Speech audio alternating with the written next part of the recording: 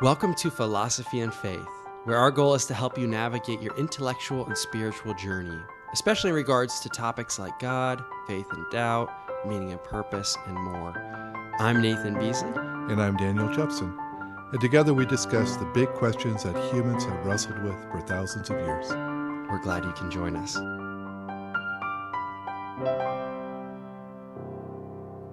Well, good morning, Daniel. Good morning, Nathan. We're really excited to get into this podcast today. Yeah, me too. I'm a little overwhelmed, though. Yeah, we got some deep stuff to talk about today. Oh, so deep, yeah. We're continuing the discussion on knowing God and how God is distinctly and categorically different than we are as our creator and us being creation. And so just as we get into the discussion, I'm wondering if you can kind of give us a brief overview of what we talked about in the past episode by way of introducing today's topic of God and his relationship to creation and all that. Yeah, let's do it. We began talking about the knowledge of God, acknowledging that we can't really know God in his fullness, except as he reveals himself, so he can reveal true things about him. But there is a deeper sense in which I think we're far too casual in our talk of God and about knowing God, and we forget what Kierkegaard called the infinite qualitative distinction between us and God. Infinite distinction, qualitative, not quantitative distinction. We talked last episode of some of the ways that we are distinct from God or that he is distinct from us. For example, we experience things in this universe that he does not, or at least not in the same way. We experience time and space, whereas he does not. He created time and space when he created the universe. We experience limits where he is infinite. We experience change. So we change through time and through space, and he does not. Change is part of this universe, as it were, not what he is in himself. We experience the laws of physics, for example, entropy. We experience temporal sequentiality and causation. So when we talk about causation, we mean one thing happens before another that causes it to be or to change. But if God is atemporal, that means not only is he eternal, but he is outside of time. Then whatever causality he experiences or does isn't that kind. And then we experience duration, extension, not only in space, but also extension in time. Whereas God has aseid, which is a fancy Latin word that means God exists in himself. He does not exist with a body within a space-time matrix like we do. So we talked about that last time. I'm not going to expand upon that. The last episode, we focused on how this creates challenges in our knowledge of God, and we gave examples of how then we deal with that, or how we respond to that. Yeah, and if your brain is already starting to hurt, you're not alone. This is some deep stuff, but it's good. And I remember us talking about how God is different. I mean, he still interacts with the universe, and he can come into time and into space and that kind of thing. But fundamentally, he doesn't exist in that space or in that time continuum. Right. So we were talking about then, okay, how do we know God? Anything more on that before I move us into today? Well, just one analogy that can help us put our mind around that, but also introduce today, is one that we have talked about before. If you can imagine that I create something like a terrarium or an aquarium, which I did. I have a couple aquariums now. And all the things within that aquarium, the rocks, the fish, the plants, the snails, whatever else is in there, they all exist within that realm, that box, as it were, that box of glass and plastic, whatever else is in there. But I don't. So I'm existing in a fundamentally different way. I'm outside of their universe as it is, all that they experience. Again, it's not a perfect analogy, no analogy is. But to me, that gets the idea across that when we're talking about God, we're not talking about something we make up, but we're also not talking about someone who's simply part of the furniture of this universe in that way. There's going to be a fundamental distinction between everything within the box of creation, everything here, and the Creator. He can interact with this universe just like I can interact with the aquarium, but at the same time, he is independent of it in a way that nothing else is. Yeah, that's been a super helpful illustration to carry through this, so thank you for that. So we want to continue to unpack the relationship between creator and creation, so how we conceive of the universe or the cosmos. So can you go ahead and help us understand the relationship between creator and creation, or to use your analogy, what's in the box and what's outside of the box? Or what's in the box and who's outside of the box? Right. And really, this is one way of stating the fundamental issue of philosophy is what is real. And everything else is going to flow out of that, right? And when you think of the relationship between God and the universe, to me, it seems like there's three basic categories that human thought has flowed into or has developed. One of those you might call the independent universe. So this is the idea that there is a real physical universe, but it's not dependent upon God. So we talked about this a little bit in one of the first episodes. This would be coming from the naturalistic worldview. Right. You call it naturalism the idea that only the natural world exists. There's no God or angels or anything outside the natural world. Or you could call it materialism, the idea that only material things exist, only things made of matter. Okay. So the fundamental thing is that it's independent from a God or creator. Right. There's a box, but there's no one who made the box. Okay. All right. So let's think about that here for a second. Under this conception, you have a physical universe that is eternal. Now, at some point, this material universe exploded into what we would call the present structure of the universe. But you have to posit here, basically, that matter is eternal. Okay. I think the only alternative, if you're committed to this worldview, is to believe that something came from nothing, that somehow there was not matter, and then somehow matter just started to come into being, which seems irrational to us in the deepest sense. One of the fundamental concepts of our reality, and I certainly think it's right, is that nothing comes from nothing and something comes from something. I'm not sure I'm saying that well. Yeah. That you can't get something from nothing. Yeah. Right. If all of a sudden I created, a rabbit out of nothing, you would view that as magic, right? A gimmick, yeah. Yeah. You would not view that as a real thing. It doesn't work according to all that we know about science or anything like that. Yeah, if I thought it was real and not a gimmick, I'd probably have to suggest that it was somehow supernatural. Right. And you can't go there on this viewpoint because there is nothing outside of nature. Okay. So the alternative there, and where most people go, is to view matter itself as eternal. So at some point, for reasons we don't understand and probably never will, that matter exploded in the Big Bang into the universe of supernovas and galaxies and stars and planets and life that we have now. But none of this was planned. No one planned it. It just happened. Okay, so one ontological perspective of the universe is it's independent from God. Now, what are some challenges with that, philosophical challenges with that perspective? Just kind of briefly, because I know we've talked about it in the past, but this is helpful for helping us think through the Christian perspective that creation was created by a creator being, which has real life implications. But before we get there, again, what does that mean to have that conception of the universe? Well, it means a couple things. First of all, if matter is eternal, then personality isn't. So matter exists before life, therefore it exists before personality. Therefore it exists before purpose, truth, beauty, or meaning. Okay, say more. I'm not sure I understand that. Okay. Under this perspective, matter is eternal. Uh-huh. At some point, without a purpose, because again, there's no one to purpose it, the matter formed to the universe that we have now. At some stage of that development, life occurred that had rationality of some kind, that we had the idea of purpose, we had the idea of truth, we had the idea of right and wrong, of ethics. But all these things are not fundamental to the universe.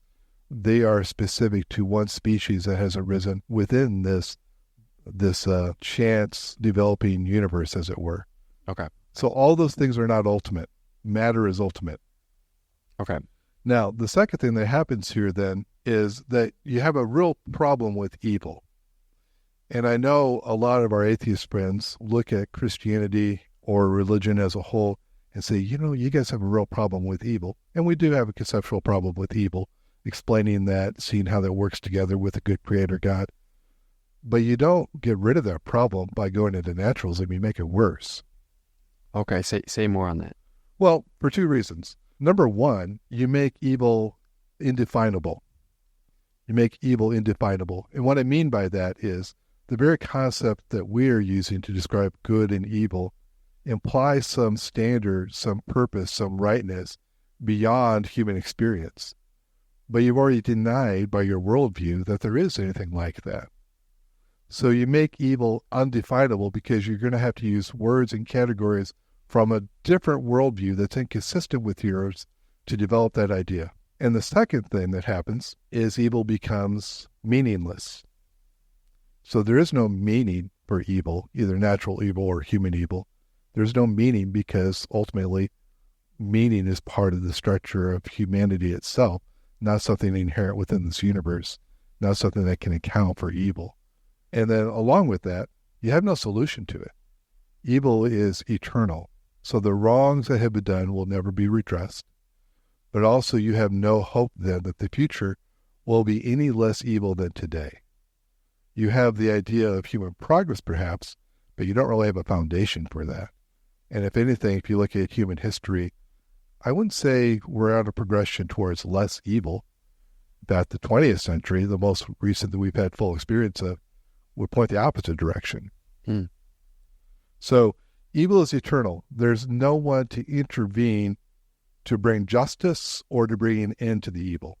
So that's why I say if you go with the naturalism route, that we have an independent universe that's not created with purpose, then you have a deeper problem with evil than you do on the theistic worldview. Gotcha. Okay, so that helps us understand the independent universe. Right. And then in our notes we've got here, there's another alternative conception.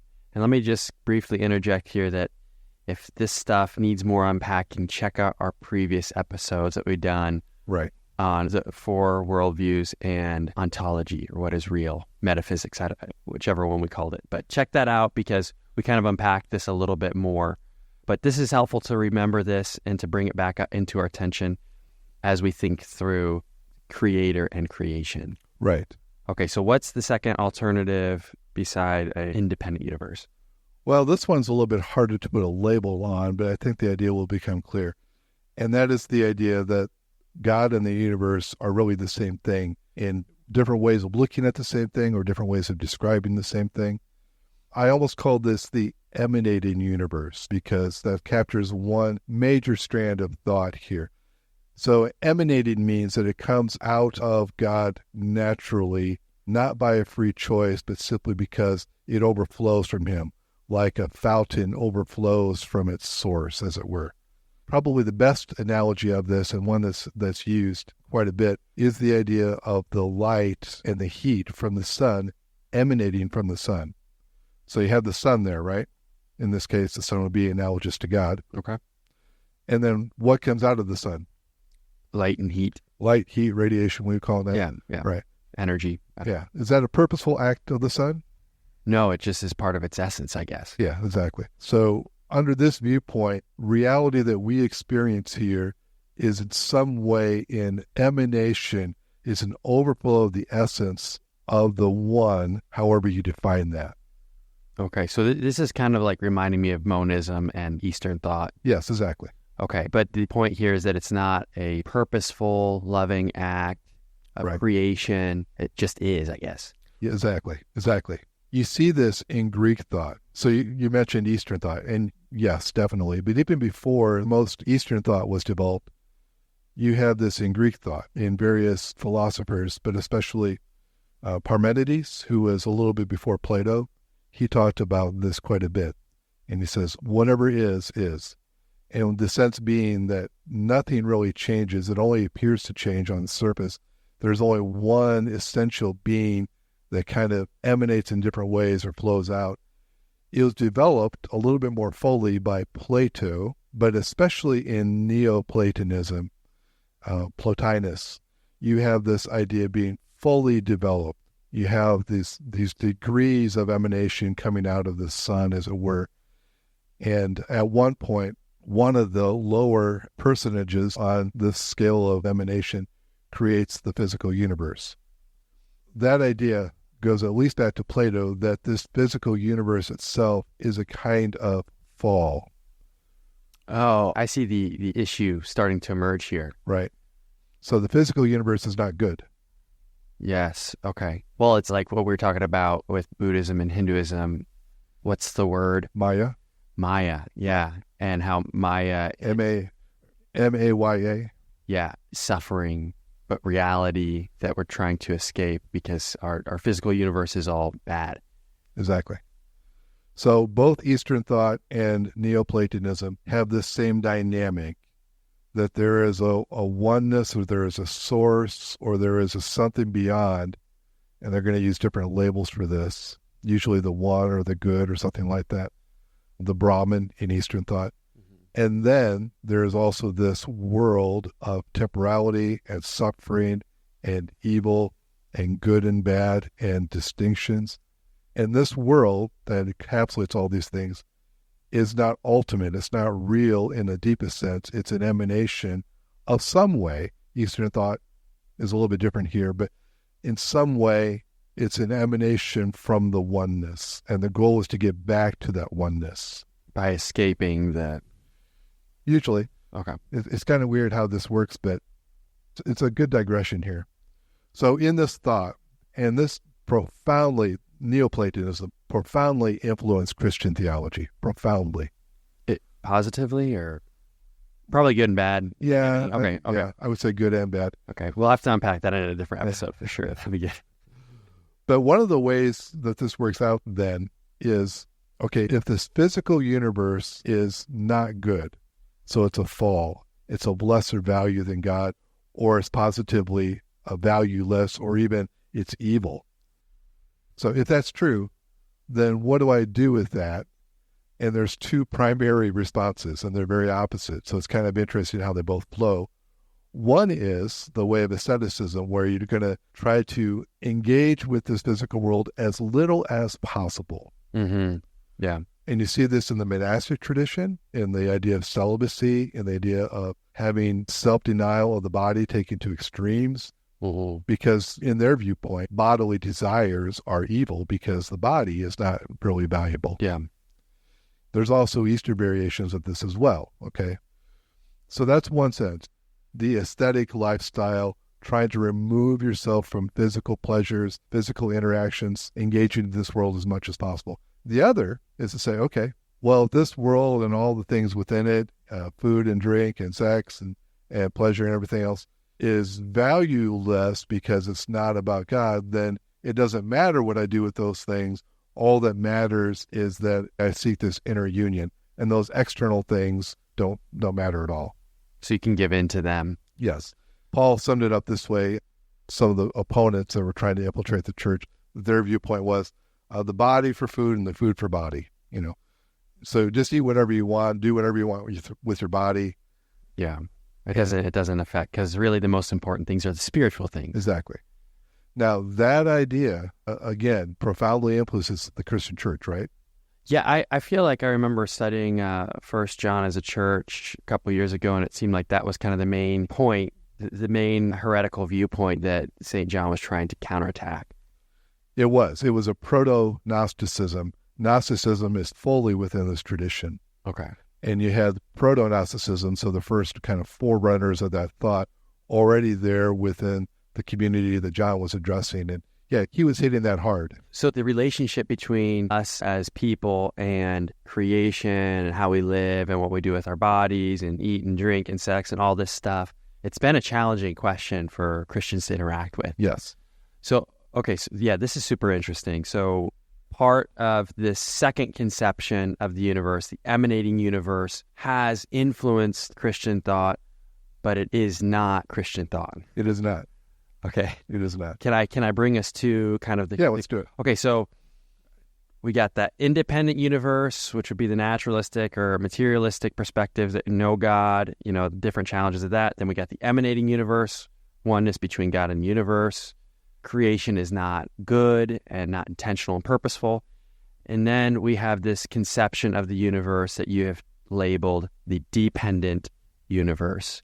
Right. And again, I just came up with these labels. I'm not sure that they're the best ones or not. But they get across the points that you're trying to say. There are different ways that we can view the universe, and especially God's relationship to the universe, or if there's God or not, that kind of thing. So it's helpful. Yeah, and the ways that we do matter. They change us. Yes, yeah. That's All right, so dependent universe, what I'm trying to get across here is this is the viewpoint of the scriptures and classical Christian theology, and that the universe is real and good, but dependent and not ultimate. God is ultimate. God is the one who created the universe. He can exist without it, but it cannot exist without him. That's what we mean by dependent. So it's not something you're going to write off on your taxes. Unfortunately. Unfortunately, yeah. I don't think I have a story about that. So Yeah. now, the way this developed is when Christian thinkers began thinking through this, and they began understanding passages like Genesis 1:1 and all that means, or Psalm 90 verse 2, before the mountains were formed, or you gave birth to the world and the universe, from everlasting to everlasting, you are God. So they're taking these ideas, and I could list probably a dozen just off the top of my head, and maybe a couple dozen more if I looked them up and wrote them down. But the idea is that God is fundamentally distinct from this universe, and that he created it ex nihilo, which is a Latin phrase for out of nothing. So that kind of solves the problem of how did something come from nothing? Yes. I mean, it creates in our minds a little bit of a conceptual issue as well. So we have to imagine that there is a God who is eternally existent. That doesn't come easily to our mind. Right. And that we have to believe that a spiritual being, a non-physical being, can create a physical world. That doesn't come easily to our mind either. My point is that when you begin thinking about this, either from a natural perspective or a Christian perspective, it tends to go beyond what our minds can understand. For example, if I say that matter is eternal, does that make sense to you? It's hard to. It's hard to. Why? What brought it here? I mean, Heidegger said that's the fundamental philosophical question. Why is there something here than nothing? Yeah, and all my experience points to things come and go, and they degrade, and all that stuff. So right, it may change form, but I don't know. That's a tricky one. So my contention is not that it makes perfect logical sense to believe in an eternal creator who forms this universe, or who brings physical universe into existence, even though he himself is not physical. But the alternatives are at least as intellectually puzzling, okay? And the results, to my mind, are a more consistent, a more livable, and a more coherent worldview. Okay, so I like you said that. Like, philosophy is hard no matter which position you're taking, but the position you take or choose or believe or that sort of thing, it is going to make a difference. It is. So what would be some of the benefits of this dependent universe conception of the world? Okay, yeah. So when the Christian church and tradition and philosophy has said that God created the universe out of nothing, they're saying, first of all, that God did not use pre-existing materials. So matter is not eternal, God is. So God brought matter into existence. He does not have a body. He does not live within the space-time continuum because that's part of the universe he creates. He is beyond and outside of all that. He is ultimate. Matter is not. The physical creation is not. Only God is. So that's the first part of that. So why is that important? Well, then you have one ultimate thing. You have God. You don't have two ultimate things like you have God plus matter. There's nothing outside of God that constrained what he was doing, that limited him in any way. There's nothing outside of God that is as ultimate as he is and that could compete in any way, shape, or form for our allegiance. So it goes to show kind of the power of God?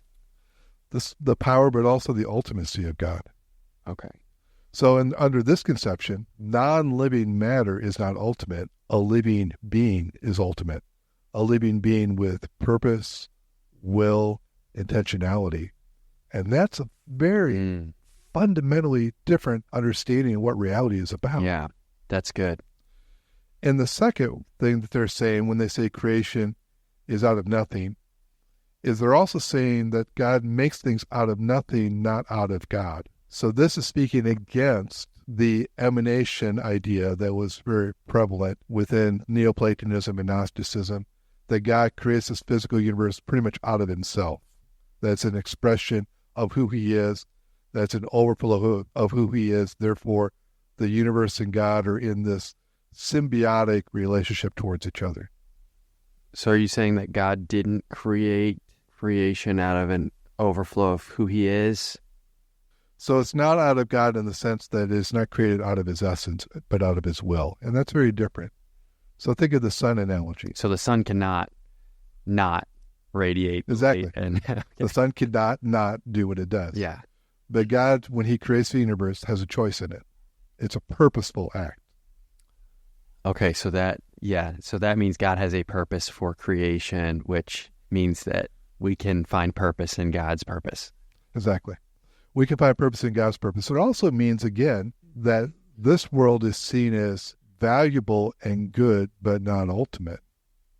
Under the monistic viewpoint, under that emanating universe kind of worldview, you have this problem of, well, all things are God, and yet what's really God about them is not this physical manifestation of that person, but rather this inward, untouchable part of them that will eventually go back to God and be dissolved in him like a drop of rain into the ocean. So when you have that understanding, then you tend to devalue the physical expressions of that within time and space. So it sounds like you're doing humans and animals a favor by saying that they're God, but when you really begin to delve into what that means, then you see that you're elevating a certain part of them, but you're devaluating the part of them that's locked into this space-time matrix that is perceived as less than God. So it kind of devalues all kind of material things. It tends to. Yeah. It tends to. Now, I'm not explaining that very well, but the idea of Judaism and Christianity and Islam is fundamentally distinct, not only from naturalism or atheism, but also from Eastern thought in its entirety, in its very fundamental conception of what reality is. All religions are not teaching the same thing. They have very different understandings of the most basic parts of how we interpret the world. Yeah, that brings a lot of clarity to that. Yeah, so let's delve into this, some of the implications of this a little bit now, and this will be something that I think can help us understand why it's important that we grasp this. First, there is a fall within this viewpoint, at least under Christianity, right? But that fall is not ontological or metaphysical, the fact that we are made of matter. The fall is moral. And that's a very fundamental difference. Yeah, unpack that a little bit. Well, under, say, Neoplatonism, there is a fall, but the fall was when whatever being, the demiurge, as Plato called it, or some other being, created the physical universe. The physical universe itself, this world of temporality and matter and change, is what's wrong. It's the fall. But under the Christian worldview, that's not true. There is something wrong with this universe, but it's something not related to matter, not related to our existence as physical beings. And therefore, what we are redeemed from is not our physical bodies. We're not going to live in this disembodied, non-physical existence. That's not what salvation and redemption is about, because that's not the problem. The problem is moral evil within human choices. So certainly that moral evil is experienced in the body. Yes, it can be. And we can feel real implications of that evil when somebody smacks you in the face and steals something. You can feel that. But you're saying that the problem is not the body. The problem is not the body. So it's the fundamental thing. I remember one of my theology classes loving this language of vandalization. Vandalization? Yes, like the brokenness that we experience is like vandalized art. Okay. Because the art is innately valuable and good. Vandalization shouldn't have happened. Right. And so it's a difference between the innate value of the thing. So the fall is not our most fundamental, foundational reality. Exactly. Our reality is good creation, people made in the image of God with purpose that God has set in place. The brokenness when we chose life apart from God vandalized that and is the part that needs redemption. Exactly. Yeah, that's a very good analogy. It's a beautiful stained glass window that's been broken. Yeah. But it could be restored from outside of itself. Yeah. Can't restore itself. That's at least part of the analogy from a Christian perspective, but it has the potential of being restored by someone else. Yeah, the solution isn't just to get rid of the whole thing because, it was never any good to begin with. Right. No. Yeah. Our body is not the problem. We are going to have a body, physical body in the new heaven and earth. Okay. Yeah. That is a good thing. Now, having said that, there is a sense in which the scriptures talk about the moral evil within our will affecting our body in some way so that it seems to develop these habits or grooves where evil or sin tends to then become part of our bodily responses. But that's not inherent. That's something that happens as a result of the fall. So sometimes Paul talks about human flesh in a negative way. Mm-hmm. But again, he has two different words. He has the word flesh and the word body. And in Greek, he's using two different words. Mm-hmm. Flesh, that part of us that at its center is wrong, is not our body. He uses a different word. He uses soma, he uses sarx for flesh. Anyway, that's why when you asked about the effect of Neoplatonism and why some of these things matter, I think that's one of the areas where we get it wrong. We tend to think that there's something wrong with bodily existence because we tend to view salvation as moving and escaping from our body. That is not a Christian idea. That is a Neoplatonist idea. Yeah. I can see in the teaching of Paul, especially when we have one word in English for the two works that Paul has, that he does talk about the sinfulness and the brokenness of the flesh.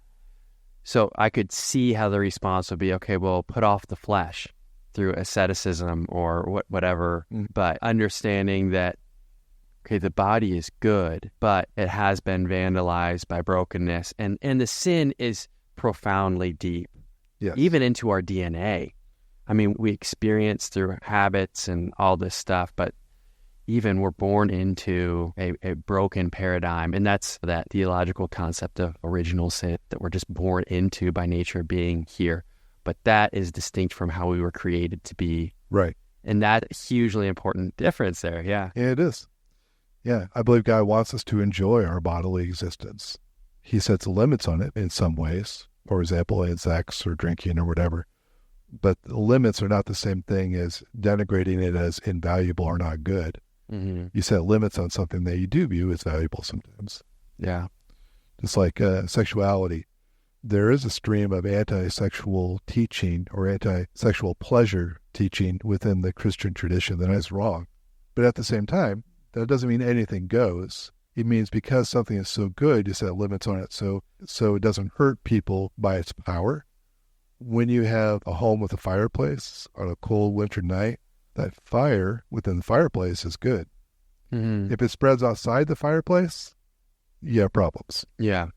Human sexuality, human pleasure in a lot of these senses is a good thing in the right place and in the right time and circumstances.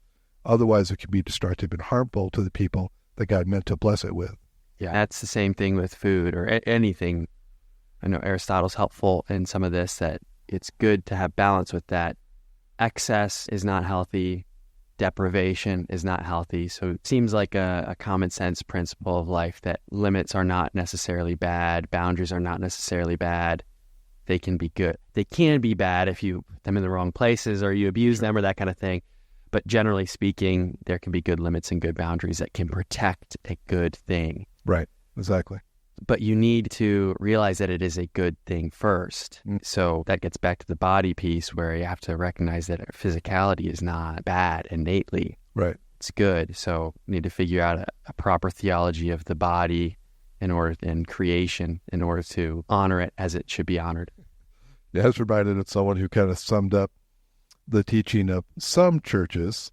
They paint sex in this negative way sometimes. Anyway, he summed up their message as, sex is dirty and evil and disgusting and sinful. Save it for the one you're going to be married to. Yeah, yeah.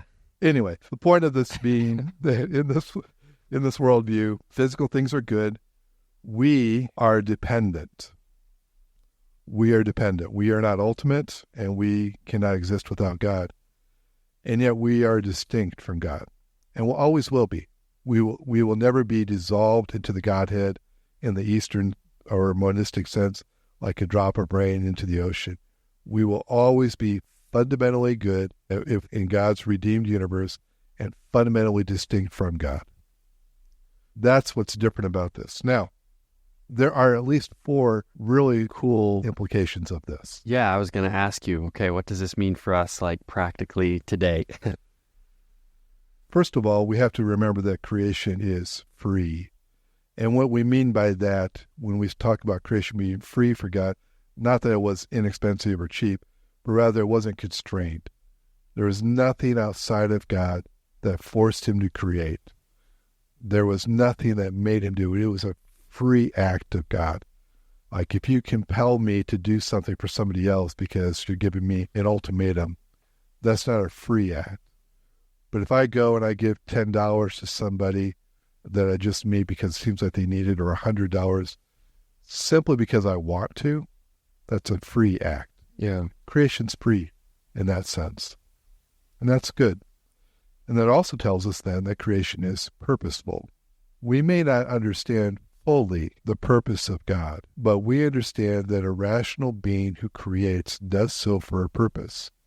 And we also see Scripture talks about God's purpose again and again and again. This is not something God just did as a side project or because he was bored or because he had to. This is a free act. It's a purposeful act. The book of Ephesians, especially chapter 1, talks about this purpose. He does all things in conformity to his will or his purpose. There is something God is doing. This world that we're in is part of that. We're in the middle of it. We may not see it. We're in the aquarium. We may not see why the aquarium maker created the aquarium. But Scripture tells us, and common sense tells us, when we think about a rational being created, there's a purpose. So purpose is fundamental to this universe. This is not an accident, and we're not here by accident. And then third, well, we've already touched on this a lot. Creation is good. Creation is a good act of God. Here, good especially means fitting for his purpose. So if you have a good meal, it's one that's fitting for his purpose of providing you sustenance, but also one that you really enjoyed. Mm-hmm. If you have a good car, it's not good in the sense of moral rightness or wrongness necessarily. The idea being that it gets you from point A to point B reliably and in a way that's relatively enjoyable compared to modes of transportation, perhaps. Mm-hmm.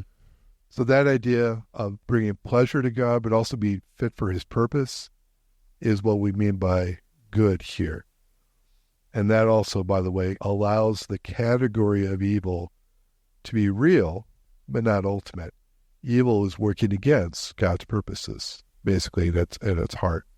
We'll develop that some other time. And then finally, creation is an act of love. Creation is an act of love. It wasn't something God had to do. There was nothing that God needed that creation was going to fulfill. I need a meal. So it's good in that sense because I have a bodily need. I need certain things to keep my existence. I need the affection of certain people, at least in my life. I have all kinds of needs. God doesn't. There is nothing outside of God that he needs to exist or for his pleasure. The creation of this world did not meet a need in God in that sense like we experience need. We're told in Scripture that God is love. John 17 says, before God created the universe, there was this inner Trinitarian love between the members of the Trinity. Love is more foundational than the world itself, than creation itself. We're told in Ephesians that he chose us before the creation of the world, and that part of this, Ephesians chapter 1, is out of love. So what's ultimate is God. And the ultimate thing that we know about God, that we base our understanding of our life about, the ultimate thing that we know about God that changes how we interpret this universe and our own life, is that God is love. That love existed before creation even began. If I am a believer, for me at least, the fundamental facts about me are this: that I am a dependent creature made by someone else for his own purposes, and his purpose is love. It is for my good. And if I really believe that, it changes everything. So that's what I think we can know about God by thinking a little bit more deeply about his free creation of this universe. Yeah, that's amazing. I love how in this time you've brought us through the way that conceiving of God and his relationship to creation or the universe without God really has certain implications. But this idea that we are dependent and we are created and God is creator, it's more than just, oh, God is outside of space and God is out of time and God is out of temporal causality. But that no, this shows us something, it reveals something about God's character, that he is a God who is full of purpose, and that purpose is love. And so as those created by him, our purpose is good, our purpose is love, and that helps us live into being who we were created to be. Yeah, exactly. Well, anything else you want to say on that before we conclude? Just want to emphasize again how different this viewpoint is than the idea that we are simply here because matter itself somehow formed us. In that view, there is no definition of evil. It's undefinable. It's eternal. There is no purpose, no meaning in life except what I choose to give it, but it's not inherent. It's also, again, different than Neoplatonism or Eastern thought. This physical universe is not evil or wrong or an illusion. It is real and it is good, but it's not ultimate. What's ultimate is God. What helps me when I think through all this is interpreting my life then around that idea that God is ultimate, I'm not. That is the truth. And what's right for me then is to more and more live my life in light of that truth, a right response to reality. And that's certainly not there, but that helps me get there more and more. That's a good word. Well, thank you so much. My pleasure. See you. See ya.